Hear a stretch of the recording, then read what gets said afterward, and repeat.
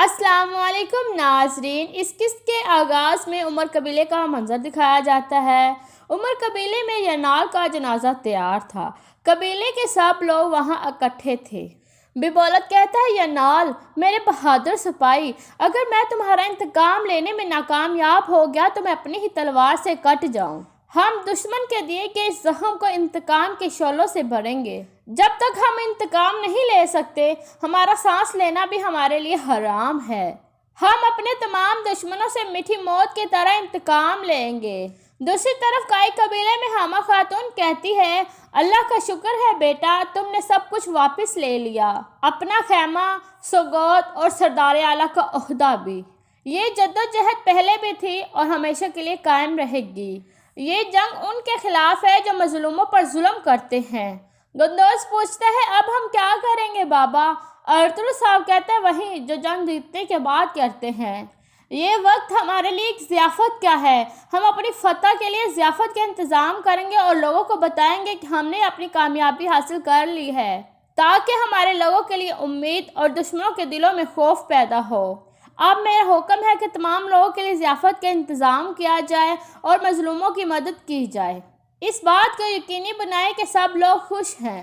دوسری طرف عمر قبیلے میں سرما خاتون کہتی ہے، کوئی آپ کو ایسے کیسے سردار اعلیٰ کے عہدے سے ہٹا سکتا ہے؟ آپ کو یہ عہدہ علی جج نے دیا تھا۔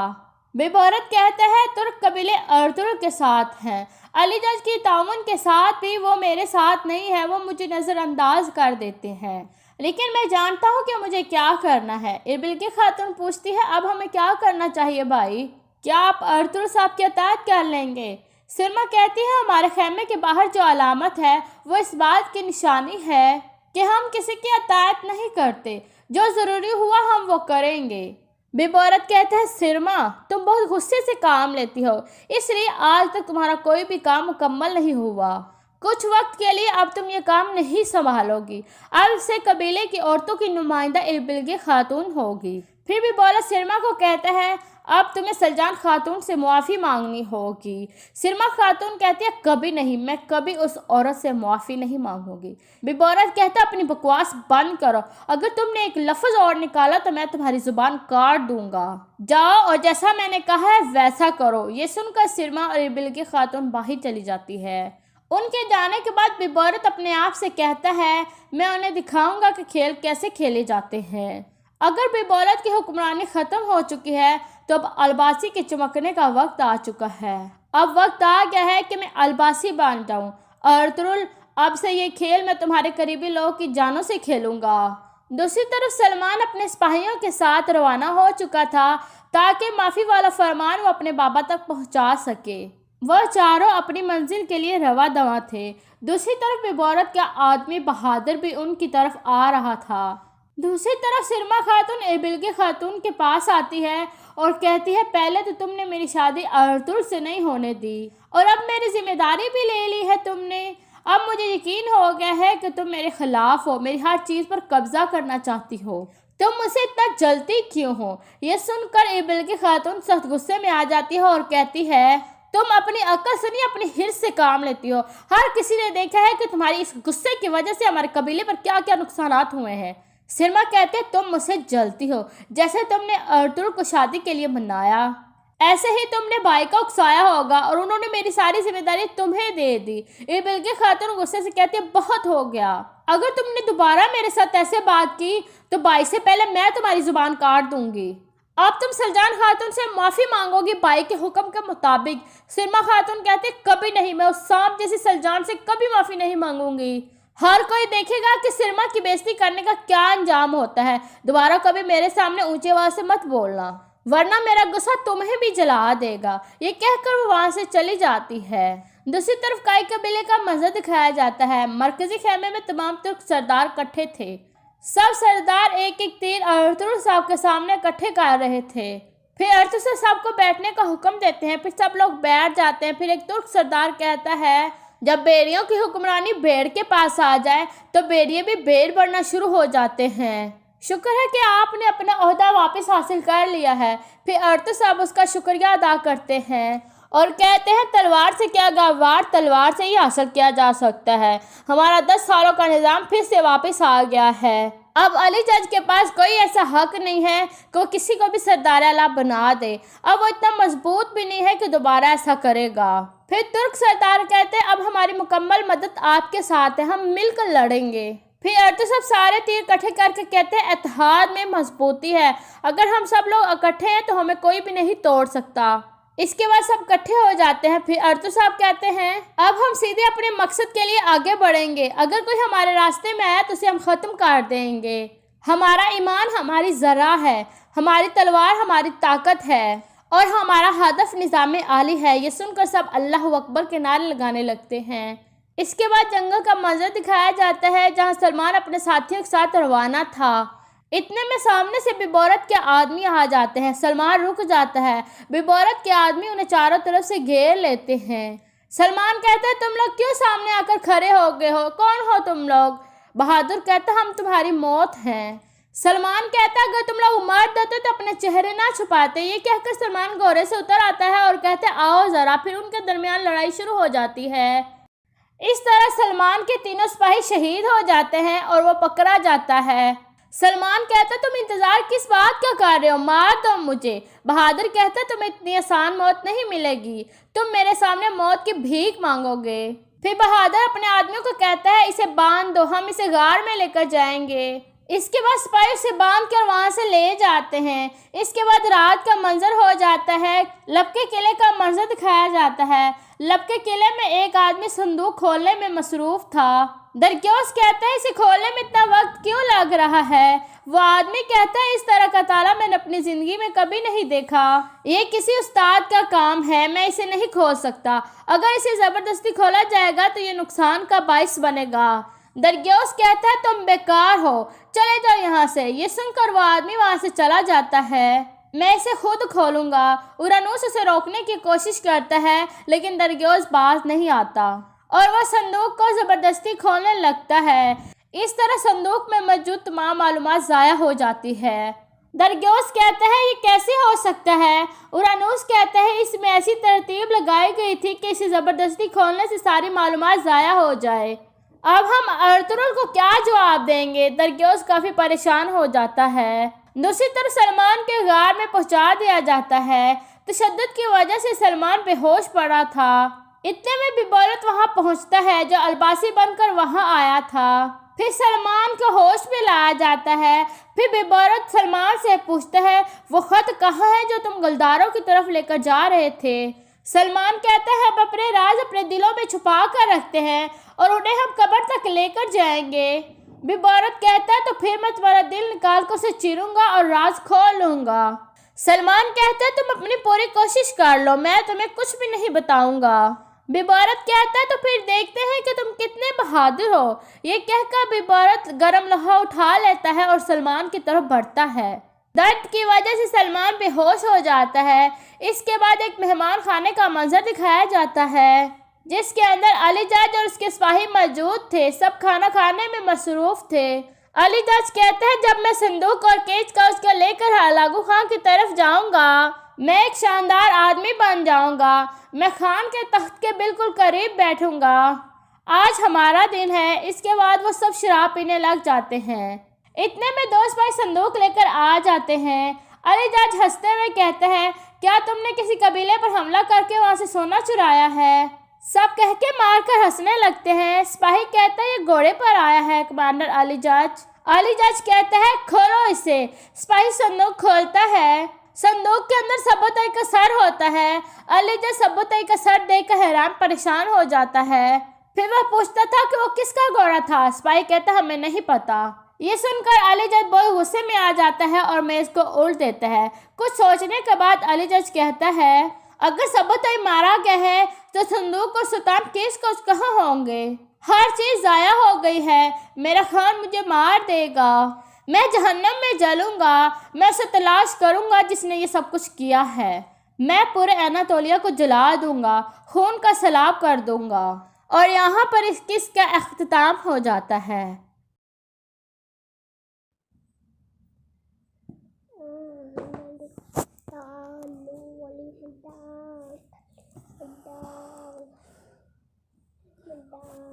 اے قوم، اللہ ہی کی عبادت کرو، اس کے سوا کوئی بھی عبادت کے لائق نہیں ہے۔ وہی ایک ذات ہے جس کی عبادت کرنی چاہیے، جس نے زمین، آسمان، شجر اور حشر کو پیدا کیا۔ اے قوم، تمہیں کیا ہو گیا ہے کہ اللہ تعالیٰ کو چھوڑ کر بتوں کو پوج رہی ہو؟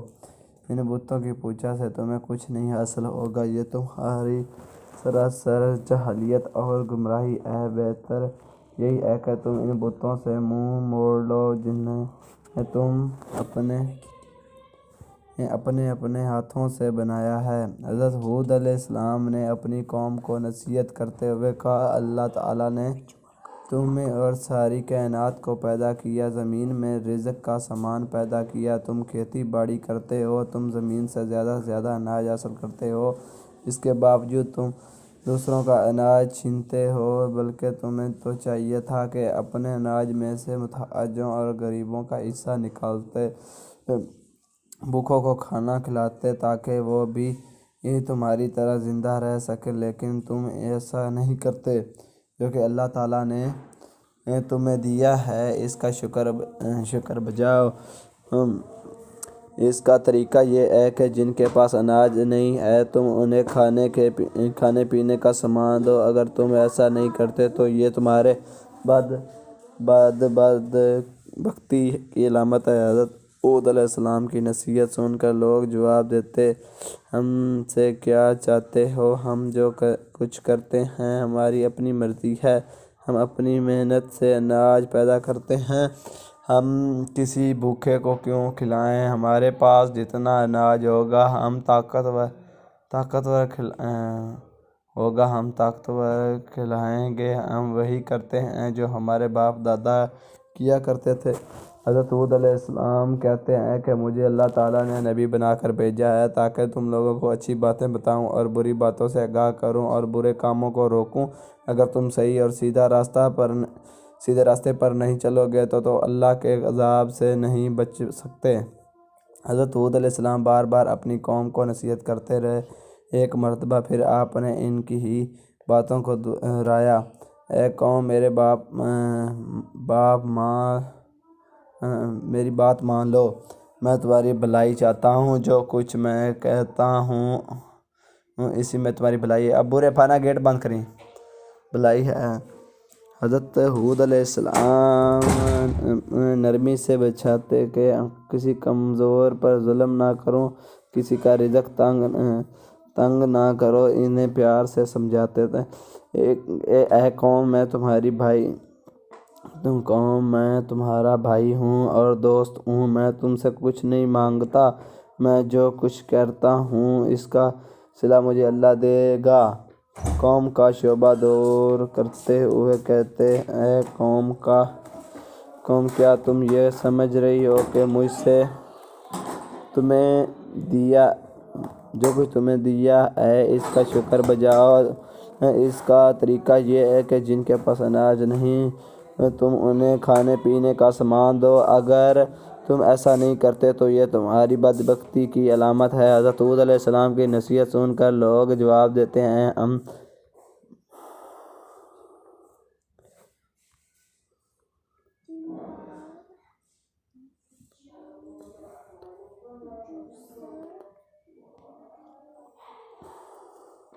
قوم کا شبہ دور کرتے ہوئے کہتے ہیں، اے قوم، کیا تم یہ سمجھ رہی ہو کہ مجھ پر ایمان لاؤ گے تو تمہاری کھیتی باڑی برباد ہو جائے گی اور تمہاری عیش و عشرت میں خلل پڑے گا؟ ایسا کچھ نہ سوچو، اگر تم بتوں کی پوجا چھوڑ دو اور مجھ پر ایمان لاؤ تو اللہ تعالیٰ تمہارے مال اور اولاد میں برکت دے گا، تمہیں قوت عطا کرے گا۔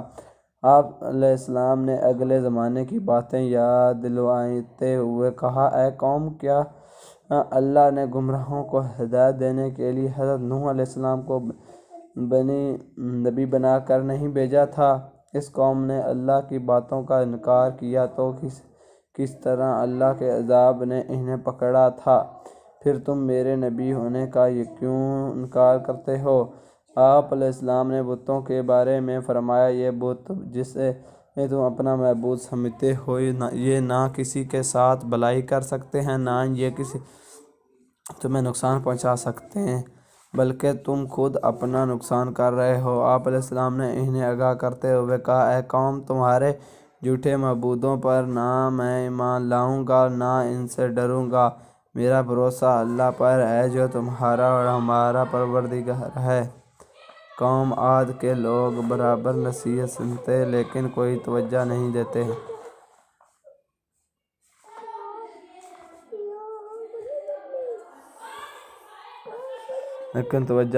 ایک کان سے سنتے تو دوسرے کان سے اڑا دیتے۔ ایک روز قوم عاد کے لوگوں نے حضرت ہود علیہ السلام سے پوچھا کہ تم بار بار نبی ہونے کا دعویٰ کرتے ہو تو اس میں تمہارے پاس کیا دلیل ہے؟ ہمیں دلیل دکھاؤ، ہم دیکھنا اور سننا چاہتے ہیں۔ بغیر دلیل دیکھے ہم اپنے معبودوں کو نہیں چھوڑیں گے۔ اور یہ بھی بتاؤ کہ جس عذاب کی بات کر کے ہمیں ڈرا رہے ہو وہ عذاب کب آنے والا ہے؟ حضرت ہود علیہ السلام نے جواب دیا کہ تم مجھ سے سوال کرتے ہو کہ عذاب کب آنے والا ہے، یہ تو اللہ ہی بہتر جانتا ہے۔ میں تو صرف اللہ کا پیغام پہنچانے والا ہوں اور آنے والے عذاب سے خبردار کرنے والا ہوں۔ ان تمام کوششوں کے باوجود گمراہ قوم راہ راست پر نہ آئی۔ اللہ کے غضب نے جوش مارا اور عذاب کے آثار پیدا ہونے لگے۔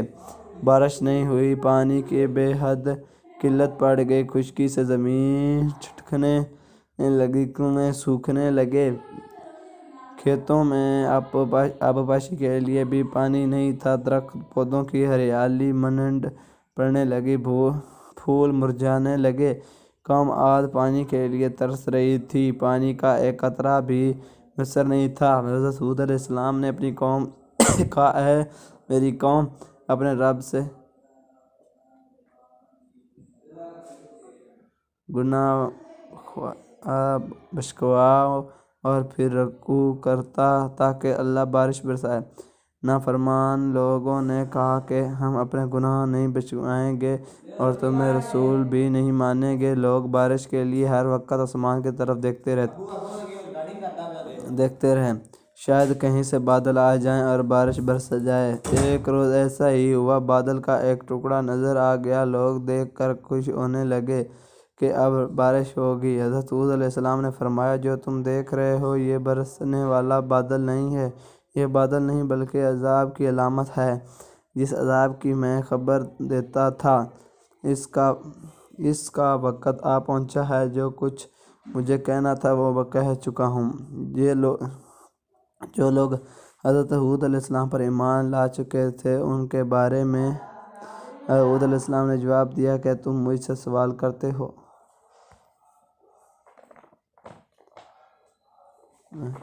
اللہ سے فرمایا، جو لوگ ایمان لائے ہیں ان کو اپنے ساتھ لے کر کسی محفوظ مقام کی طرف چلے جاؤ۔ چنانچہ حضرت ہود علیہ السلام ایمان والوں کو ساتھ لے کر نکل گئے۔ شہر میں اب کوئی ایماندار نہیں رہا۔ لوگوں نے دیکھا کہ آسمان پر بادل کے ٹکڑے تیر رہے ہیں، ہوائیں چلنے شروع ہو گئیں۔ ہوا میں اتنی تیزی تھی کہ پہلے نہ کسی کا کان نے سنا، کسی نے دیکھا تھا۔ دیکھتے ہی دیکھتے آندھی چلنے لگی، یہاں تک کہ اتنا ہاتھ بھی سچائی نہیں دیتا تھا کہ ہر طرف مٹی چپ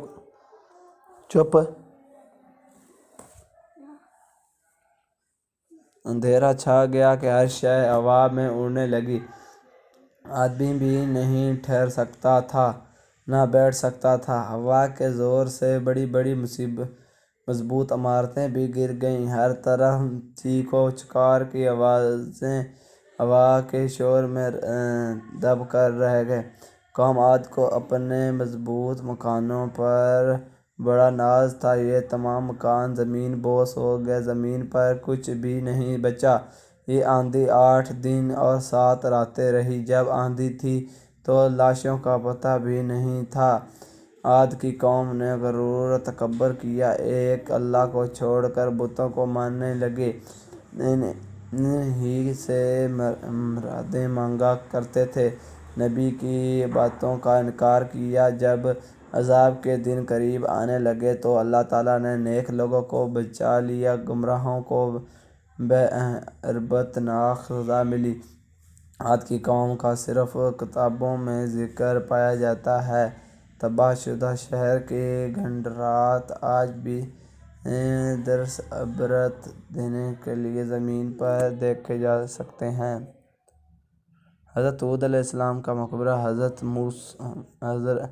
خضر موت میں قلعہ سے نوالے میل شمال کی جانب ہے۔ اس کی چاروں طرف کھنڈرات اور کتبے عشرت سے بکھرے پڑے ہیں۔ لوگ ہر سال رجب کے مہینے میں اس مقبرے کی زیارت کرتے ہیں۔ حضرت یونس علیہ السلام شہر بنو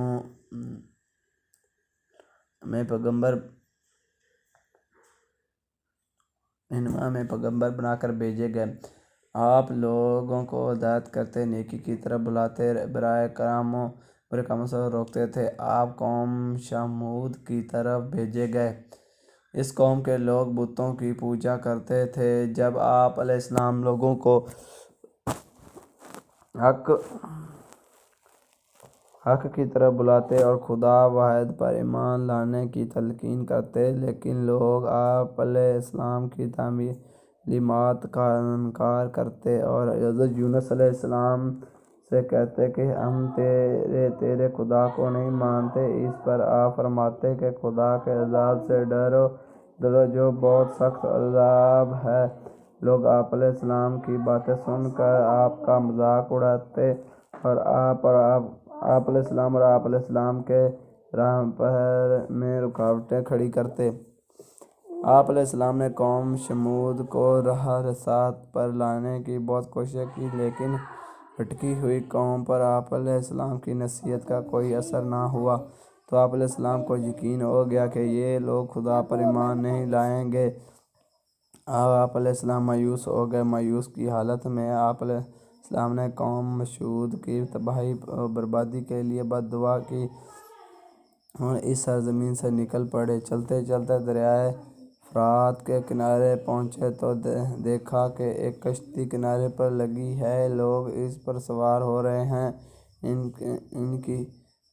ان کی دیکھ دکھائی آپ علیہ السلام اس پر سوار ہو گئے۔ جنہیں جانا تھا وہ سب سوار ہو چکے تھے۔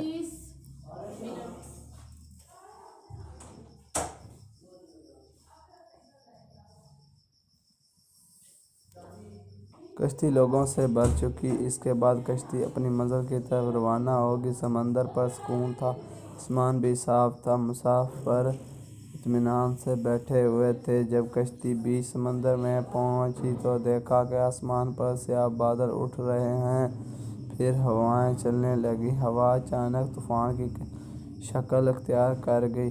سمندر میں کشتی ڈگمگانے لگی، سمندر کی لہریں اوپر نیچے ہونے لگیں، بارش بھی شروع ہو گئی۔ طوفان کے جھٹکوں اور پانی کے تھڑوں سے کشتی کے ڈوبنے کا اندیشہ پیدا ہو گیا۔ کشتی میں بیٹھے ہوئے مسافر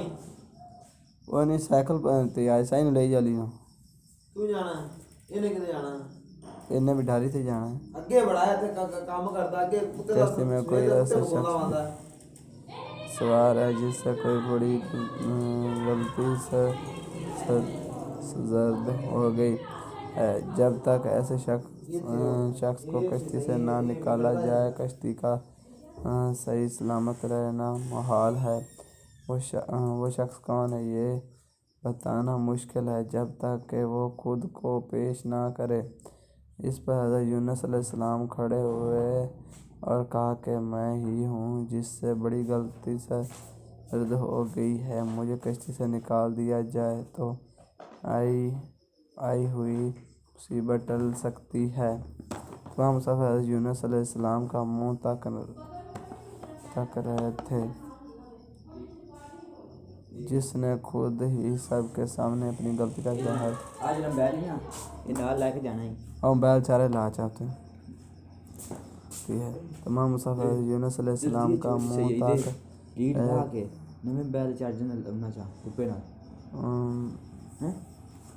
منہ تاک رہے تھے، جس نے خود ہی سب کے سامنے اپنی غلطی کا اظہار کیا۔ پھر سب نے ایک زبان ہو کر کہا کہ یہ شخص تو فرشتہ انسان معلوم ہوتا ہے، ہم کسی حال میں اسے کشتی سے نہیں نکال سکتے۔ مسافروں میں سے ایک نے تجویز پیش کی کہ یہ قرضہ اندازی کی بجائے جس کا نام پرچی میں نکلے وہی سزا کا مستحق ہوگا، ہم اسے کشتی سے نکال دیں گے۔ چنانچہ کرہ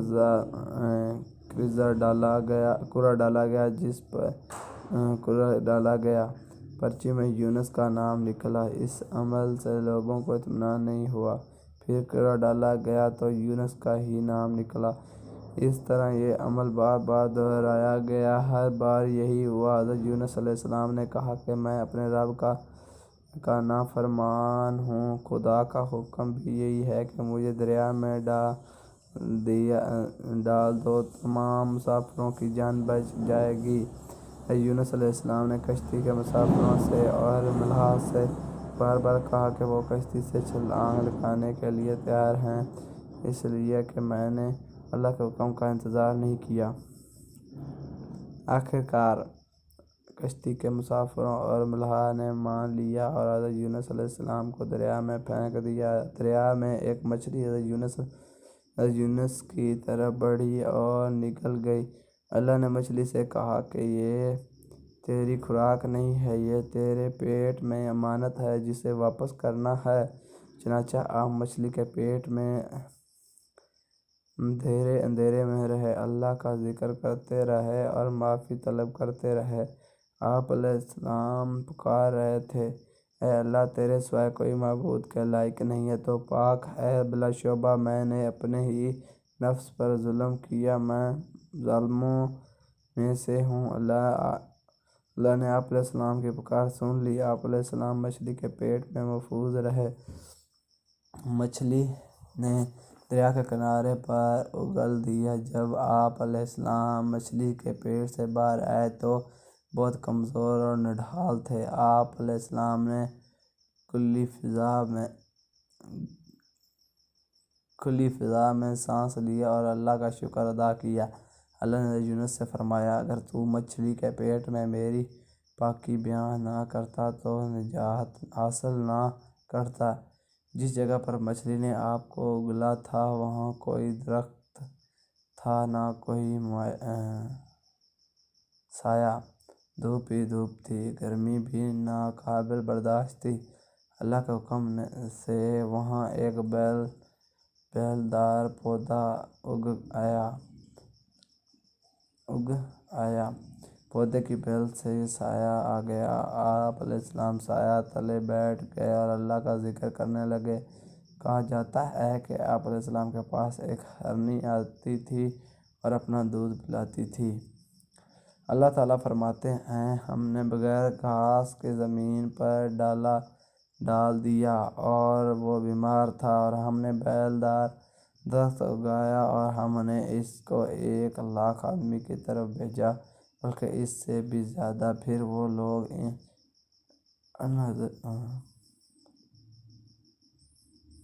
پر ایمان لائے۔ ملک نبوہ چھوڑ دینے کے بعد آپ علیہ السلام کی قوم آپ کو بہت زیادہ یاد کرنے لگی۔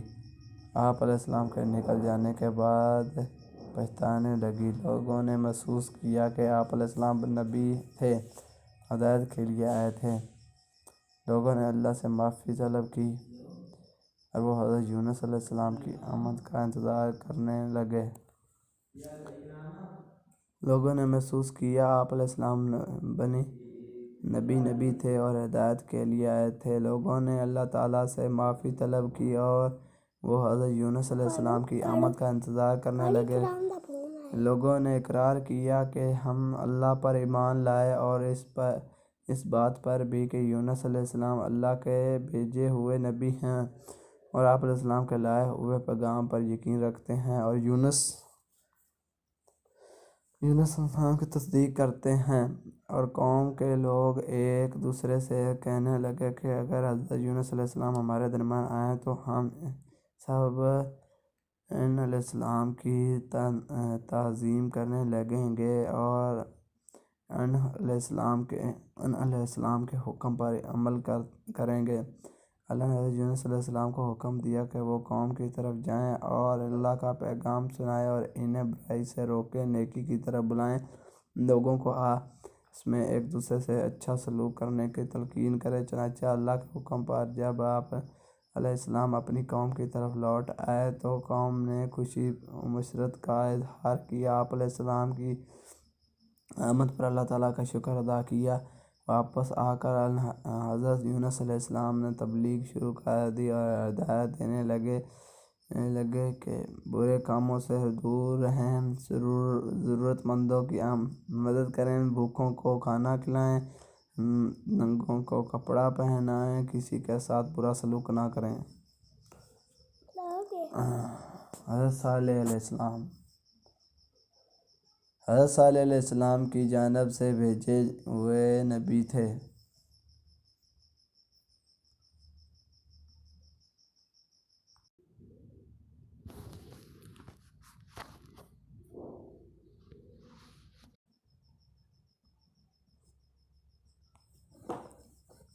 بسم اللہ الرحمن الرحیم۔ حضرت علی بن ابو طالب کریم علیہ باجی آپ رضی اللہ عنہ بن ابو طالب کریم آپ رضی اللہ عنہ امیر المومنین خلافہ رشید میں سے چوتھے خلیفہ رشید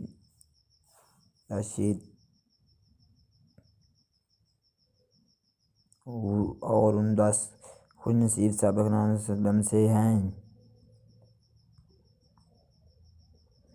ایک ہے جن کو دنیا میں ہی جنت کی خوشبو سنگھائی گئی۔ آپ رضی اللہ عنہ کا نام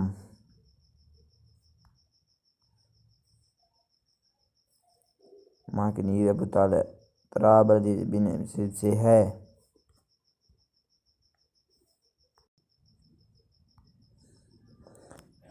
حضرت صالح علیہ السلام اللہ کی جانب سے بھیجے ہوئے نبی تھے۔ آپ وسلم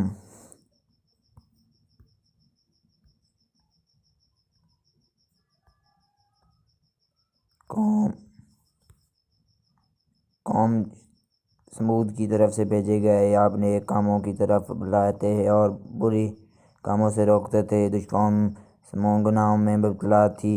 قوم سمود کے لوگ آپس میں ایک دوسرے پر ظلم کرتے تھے۔ صالح علیہ السلام نے اپنی قوم سے کہا کہ کیا تم قوم عاد کے بارے میں معلوم نہیں؟ ان کا انجام کس طرح عبرتناک ہوا اور اللہ نے کس طرح انہیں سزا دی۔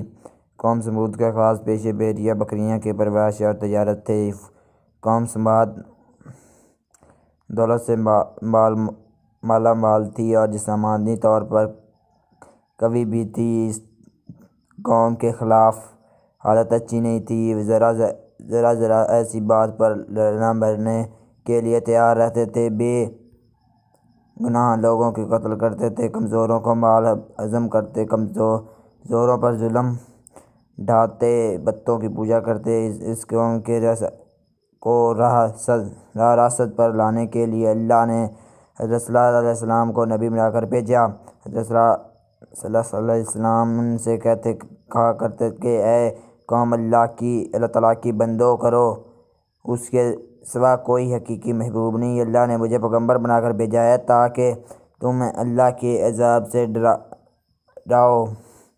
لوگوں نے ان سے کہتے ہمارے پاس دولت بھی ہے، قوم بھی ہے اور عزت بھی، اگر اللہ کے نبی بنا منظور ہوتا تو ہم جیسے کہ نبی بناتا، اگر اللہ ہم سے ناراض ہوتا تو ہمارے کھیتوں کو اجاڑ دیتا، ہم رہنے کے لیے عالی شان مکان نہیں دیتے، ہمارے پاس بے شمار اونٹ بکریاں ہیں، سواری کے لیے گھوڑے ہیں۔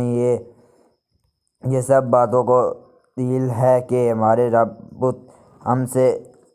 بت ہم سے بہت خوش ہے، اس لیے ہم ان کی پرستش کرتے ہیں۔ ہم یہ بات برداشت نہیں کر سکتے کہ تم ہمارے محبوبوں کو برا بھلا کہو، اللہ کہو، ہم ان کے پر اس چیز سے نہ روکو، ہم تو خوش حال ہیں، لیکن تمہاری بات ماننے والے مفلس اور غریب ہیں۔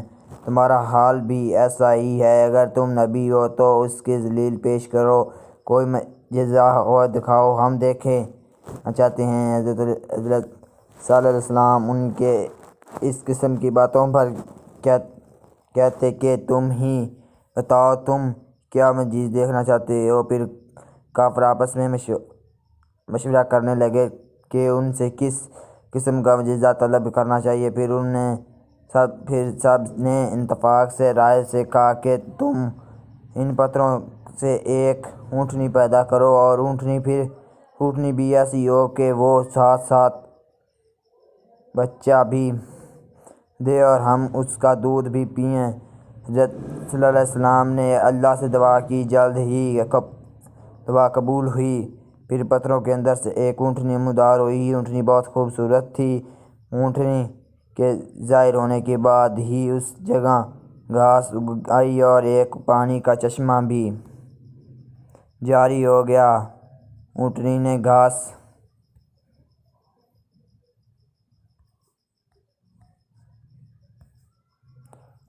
گھاس کھایا، چشمے سے پانی پیا، اس سے ساتھ کے اندر بچہ بھی جنا، اونٹنی دودھ بھی دینے لگی۔ کافروں نے جو معجزہ طلب کیا تھا سب پورا ہوا۔ پھر حضرت صلی اللہ علیہ وسلم نے اپنی قوم سے کہا کہ تم لوگ جو چاہتے تھے اللہ نے پوری کر دیا، کیا تم اب بھی اپنی صدا پر رہ گئے؟ کافروں نے کہا کہ ہم ایمان نہیں لائیں گے، نہ آپ علیہ السلام کی باتوں پر عمل کریں گے۔ کافر اونٹنی کو تنگ کرنے لگے۔ اونٹنی جب پیاس سے تڑپتی ہے اور کنویں کے پاس جاتی تو اسے پانی پینے نہ دیتے، بعد میں اونٹنی کو مارنے لگتے، اس کا چلنا پھرنا دوپہر کر دیتے اور وہ اونٹنی کے باہر کراہٹ رہتی، لیکن کافروں کو رحم نہ آتا۔ حضرت صلی اللہ علیہ وسلم نے ان سے کہا کہ اونٹنی کو تکلیف نہ پہنچاؤ،